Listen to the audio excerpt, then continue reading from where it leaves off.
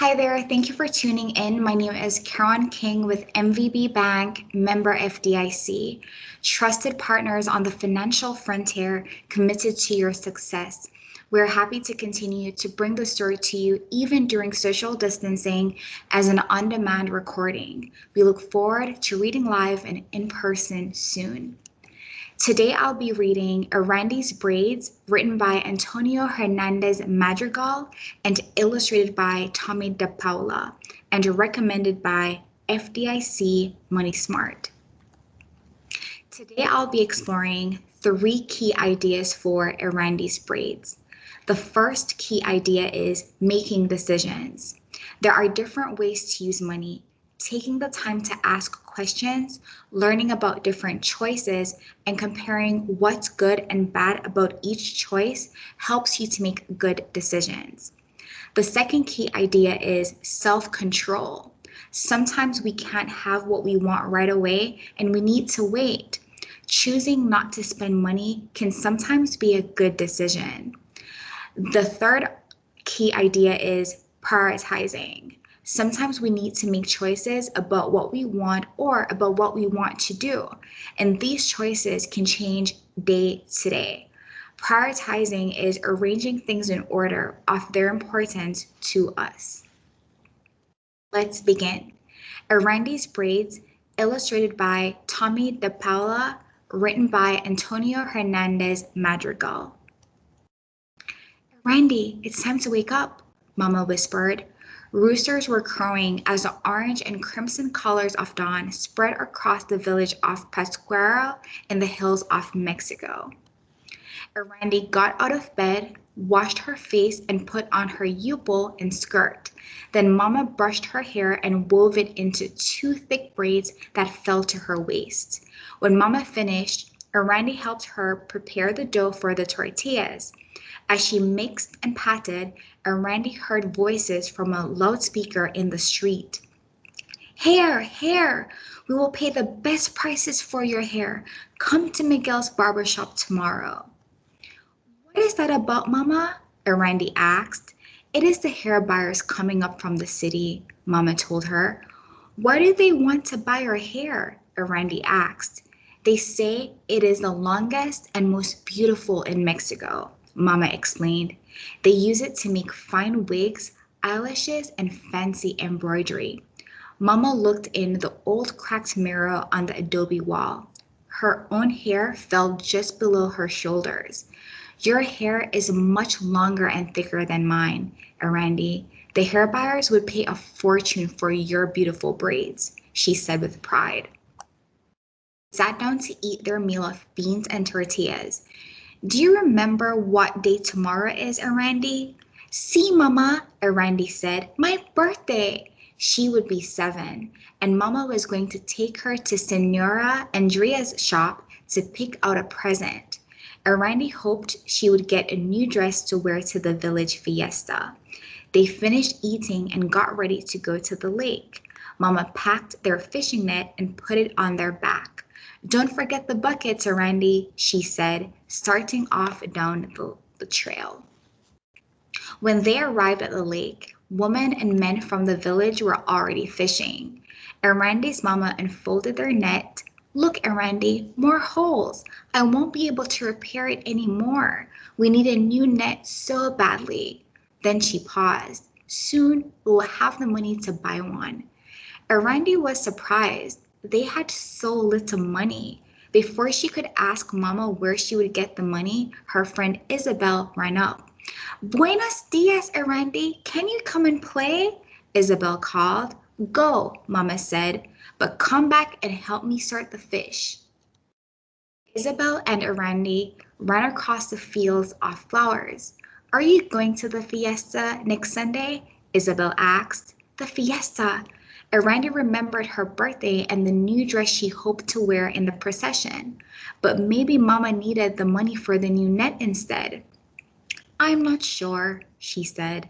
Throughout the day, Erandi went back and forth, playing with Isabel and helping her Mama separate the small fish from the large fish. Then it was time to go.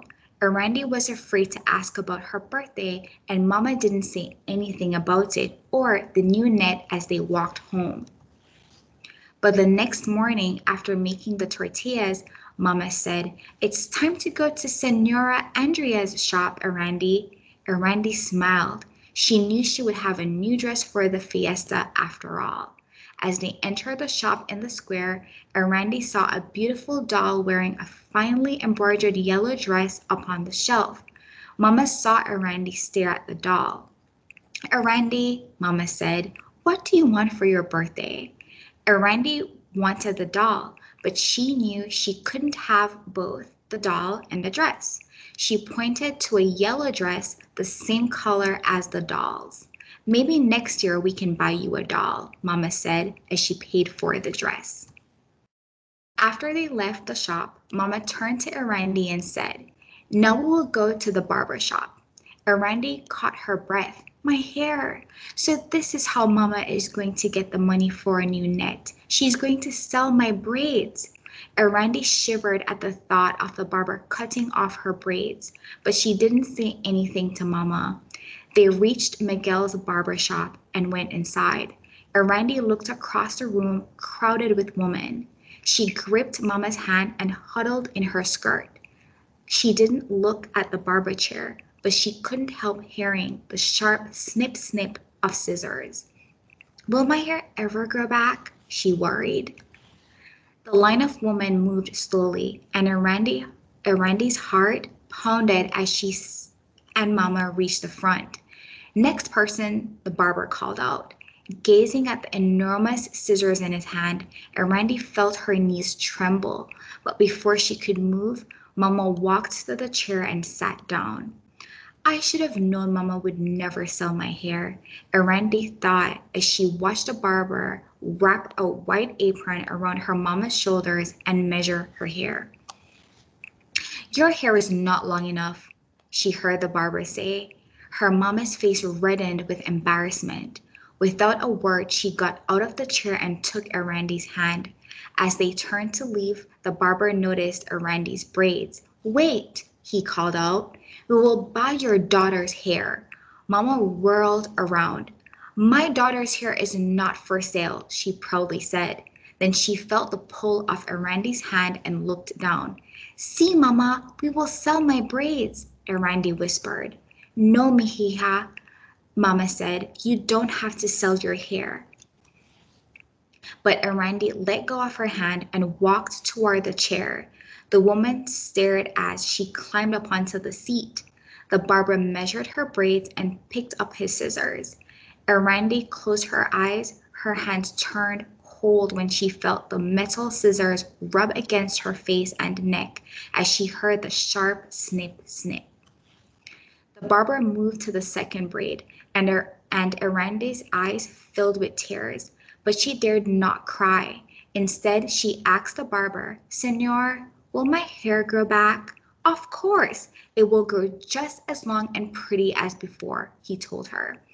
Erandi kept her eyes shut until the barber had finished. Then she opened them slowly and looked in the mirror. Her hair reached just below the bottom of her ears.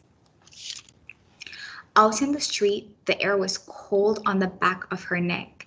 How strange it felt without her hair. Mama walked beside her, not saying a word. Only the hollow clapping of their urachas broke the silence of the cobblestone streets. Why didn't Mama speak? Was she angry with her for cutting her hair? Or maybe the hair cutter had not paid enough for her braids? Finally, Erandi peeked at her Mama's face and saw she was crying. "Forgive me, Erandi. I shouldn't have let you sell your hair," Mama sobbed, wiping her face with an old handkerchief. Now Erandi understood that her Mama was not angry with her. She had only been thinking of Erandi's hair.